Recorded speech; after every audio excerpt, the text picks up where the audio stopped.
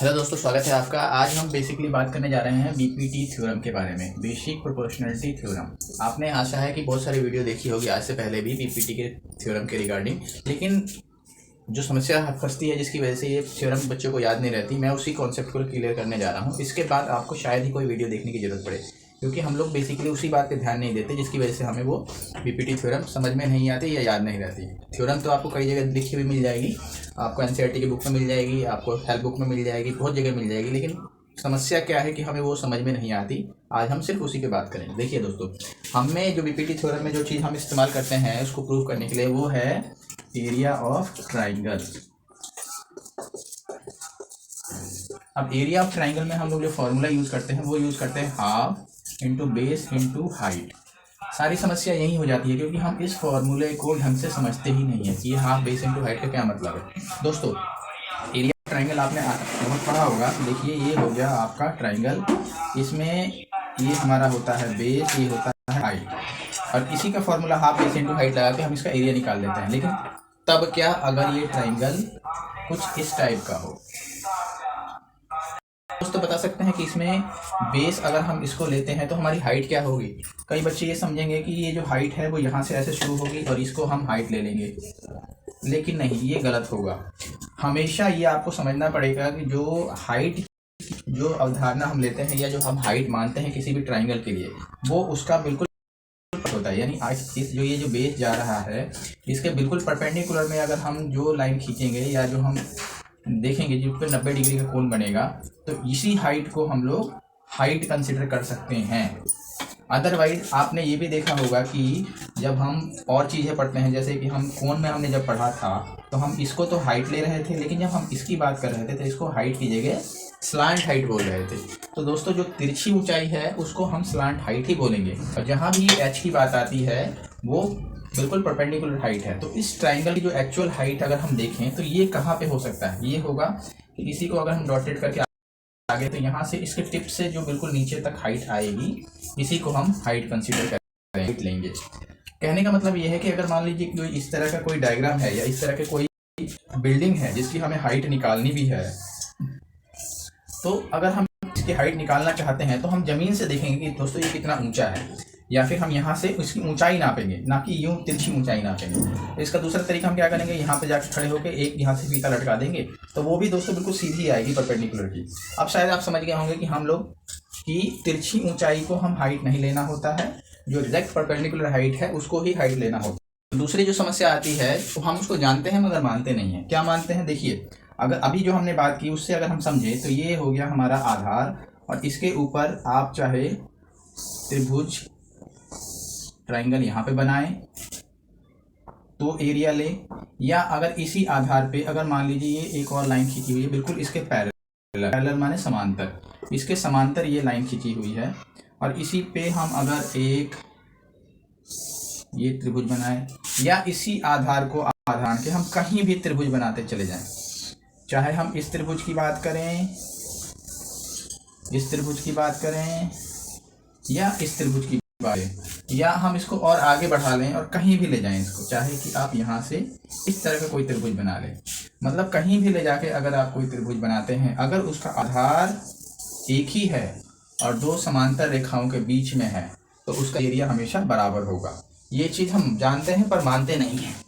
समस्या देखिए, अब ये कैसे साबित हो कि दोनों का एरिया बराबर होगा, ये भी मैं आपको, ये तो वैसे थ्योरम से प्रूव हुई है, बट अब मैं आपको यहीं पे क्लियर कर देता हूँ। अभी हमने क्या पढ़ा कि त्रिभुज का एरिया होता है हाफ बेस इंटू हाइट, और दूसरी चीज़ मैंने आपको ये समझाया था कि ये जो हाइट है ये हमेशा परपेंडिकुलर हाइट ली जाएगी, तभी ये हाफ बेस इंटू हाइट का फॉर्मूला सही प्रकार से काम करेगा। तो अब देखिए, परपेंडिकुलर हाइट का मतलब मैं इस लाइन, इससे बिल्कुल सीधी हाइट लेनी है। अब क्योंकि ये पैरेलल है तो आप चाहे कहीं भी चले जाएं, इन दोनों के बीच की जो दूरी है यानी जो परपेंडिकुलर हाइट है वो हमेशा एक ही रहेगी। और साथ में हमने तो ये कह ही दिया है कि ये एक ही आधार पे बने हैं, अर्थात इसका जो बेस है वो सेम रहेगा। तो हमने क्योंकि ट्राइंगल का जो बेस है वो एक ही ले लिया है, और हम ये हाइट अब देखना चाहते हैं क्या कि हाइट सेम है। अब देखिए, क्योंकि ये दोनों के दोनों एक ही पैरेलल लाइन के बीच में बनेगी, तो पैरेलल लाइंस के बीच की जो दूरी है वो हमेशा बराबर रहेगी। जैसे कि रेल की पटरी के बीच की दूरी हमेशा बराबर रहेगी, चाहे यहाँ ले या कहीं भी ले, और वही को उसी को हम हाइट कंसिडर करें। क्योंकि परपेंडिकुलर हाइट ही लिया जाता है हाफ बेस इनटू हाइट, जैसे कि मैंने आपसे बात की थी।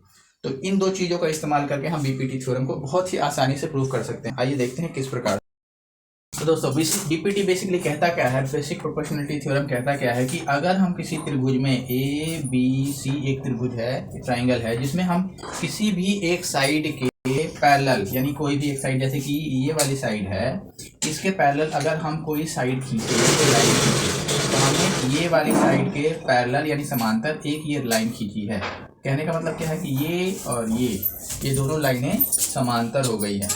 तो ये जिन दो पॉइंट पे इस ट्राइंगल को काटेगी, जैसे कि एक यहाँ पे काट रही है, दूसरी यहाँ पे काट रही है, जिन दो पॉइंट पे काटेगी उसके काटने के दौरान जो दो साइड्स बचेगी, जैसे कि ये साइड है और ये साइड है और ये साइड है और ये साइड है, इन दोनों का रेशो बराबर होगा।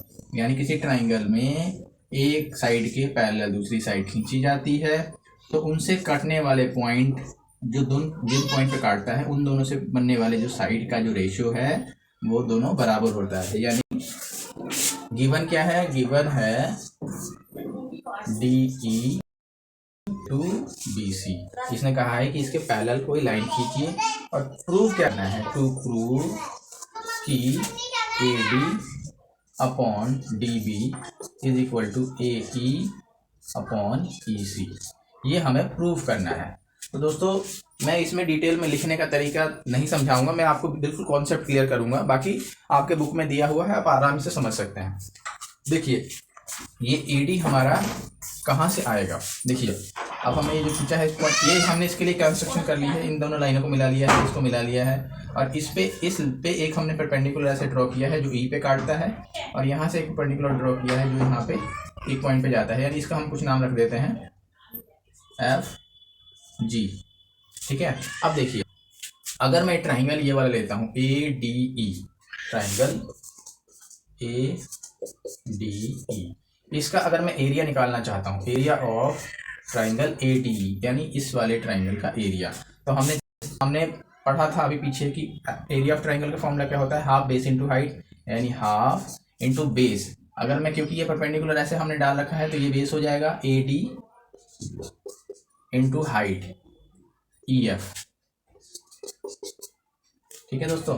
और दूसरा हम ट्राइंगल ले लेते हैं, ये वाला ट्राइंगल DEB, ये वाला ट्राइंगल ले लेते हैं। क्यों ले रहे हैं दोस्तों, क्योंकि इसमें हमें ये वाली भुजा मिल जा रही है और इसमें हमें ये वाली भुजा मिल जा रही है, यानी हमारा पहला वाला जो चीज़ है आपको एक इसके एरिया से और दूसरा इस ट्राइंगल के एरिया से क्लियर हो रहा है। तो देखिए दोस्तों यहाँ पे क्या है, और इसका ratio area of triangle DEB is equal to half base इसका क्या है, देखिए दोस्तों ये ट्राइंगल इस तरह से है, इसका हो गया आपका DB इंटू, अब यहाँ हाइट समझने की बात है जो कि बच्चों को अक्सर कंफ्यूज करती है।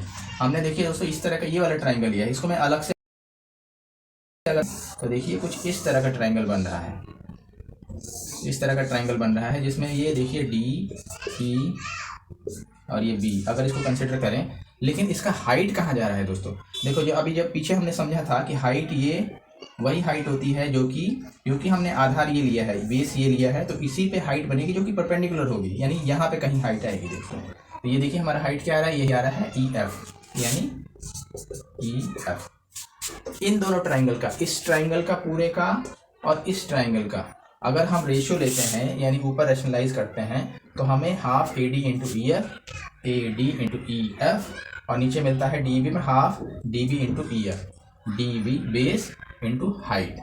अब ये हाइट जो बाहर आ जाता है, इसी वजह से बच्चों को कन्फ्यूजन होती है, जो कि मैंने वीडियो के शुरू में आपको समझाया था।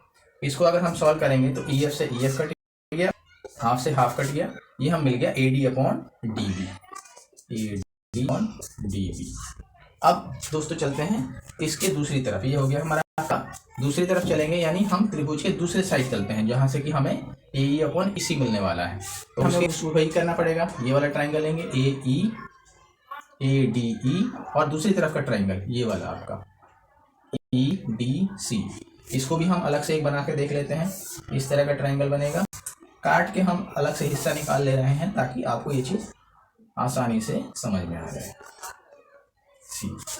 ये नीचे वाला हिस्सा है, और ये ऊपर वाला। तो दोस्तों ऊपर वाले में आप देखेंगे कि ऊपर वाले में सेम वही चीज़ रहेगा, area of triangle ADE upon में area of triangle EDC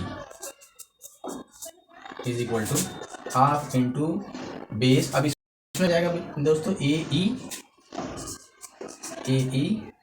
into height क्या हो जाएगा DG और नीचे क्या हो जाएगा half into base EC into height क्या हो जाएगा। फिर वही बात आ गई यहाँ पे, ये अगर हमने इसको आधार लिया है तो इसकी हाइट इसी आधार पे परपेंडिकुलर लाइन होगी। तो इस आधार को आगे बढ़ाते हैं, परपेंडिकुलर लाइन कौन सी है, ये वाली है, यानी ये वाली थोड़ा आगे बढ़ा के ये कुछ यहाँ पे आ रहा है, ये G पॉइंट है। इसको आप विजुलाइज करके इसमें देख सकते हैं, ये G पॉइंट है। तो ये इस तरह से हो जाएगा हाफ, उसके बाद EC इंटू DG। दोस्तों अगर हम सॉल्व करेंगे, कट गया DG से DG कट गया, आपका AE अपॉन EC आ गया अपॉन E।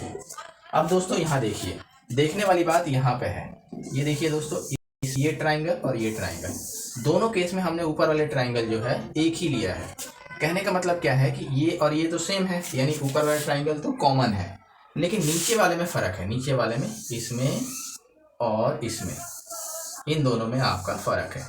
क्या फ़र्क है, देखिए कि हमने इसमें तो ये वाला ट्राइंगल लिया है इधर वाला, और इसमें इधर वाला ट्राइंगल लिया है। लेकिन यहाँ समझने वाली बात आपकी क्या है, जो मैं आपको समझा देता हूँ। यहाँ पे समझने वाली बात ये है कि ये ट्राइंगल को आप ध्यान से देखिए, जो मैंने दूसरा आपको समझाया था वो चीज़ आपको यहाँ नजर आएगी। ये ट्राइंगल आप अगर ध्यान से देखेंगे तो ये जो DE है, D और E, और जो BC है BC, ये जो दोनों ट्राइंगल बने हुए हैं दोस्तों, ये जो दोनों ट्राइंगल बने हुए हैं इस तरह से, शुरू में ही हमने कहा कि ये वाली और ये वाली जो लाइन है दोनों पैरेलल है, ये दोनों पैरेलल है। और पैरेलल लाइंस पे चाहे कितने भी आप ट्राइंगल बना लो एक ही बेस मान के, देखिए ध्यान से देखिए, ये हमने एक ही बेस माना है और इसके बीच में ये वाला ट्राइंगल बनाया है, ये दूसरा हमने बेस माना है, ये वही बेस माना है, ट्राइंगल बनाया है। कहने का मतलब क्या है कि इस ट्राइंगल का एरिया और इस ट्राइंगल का एरिया दोनों बराबर हो गए, यानी हमारा हो गया area of triangle DEB is equal to area of triangle EDC। Theorem क्या थी, between the two parallel lines and on the same basis, same base के ऊपर दो पैरेलल लाइंस के बीच में एक ट्राइंगल का जो एरिया होता है वो हमेशा बराबर होता है।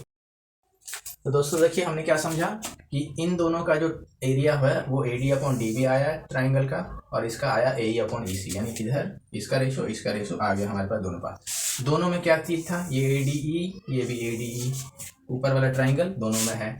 नीचे वाले में समस्या थी जो कि हमने अभी समझा कि एक ही बेस पे दो ट्राइंगल जो बने हुए हैं, दो समांतर रेखाओं के बीच में एरिया उसका बराबर होगा, यानी area of this is equal to area of this, यानी area of triangle DEB is equal to area of triangle EDC between the two parallel line and on the same base. इससे हम कह सकते हैं कि ये पूरा इस पूरे के बराबर है, ये पूरा इस पूरे के बराबर है, तो ये पूरा इस पूरे के बराबर है। सो क्या होगा, AD upon DB is equal to AE upon EC। तो दोस्तों इस तरह से आप बिल्कुल प्रूफ करते हैं BPT थ्योरम कि बेसिक चीज़ें यही है, बाकी लिखने का जो है वो आपको आपकी NCERT बुक से या आपकी हेल्प बुक से मिल जाएगा। लेकिन जहाँ जहाँ जो समझ, जिसकी वजह से ये थ्योरम आपको याद नहीं रहती, वो कॉन्सेप्ट मैंने आपका क्लियर कर दिया है। वो कॉन्सेप्ट आप समझ में ना आया है तो वीडियो को दोबारा देख लीजिएगा, और अगर आपकी कोई क्वेरी हो तो मुझे इसे आप कमेंट कर सकते हैं। पसंद आई हो वीडियो तो लाइक शेयर सब्सक्राइब जरूर कीजिएगा। Thank you very much.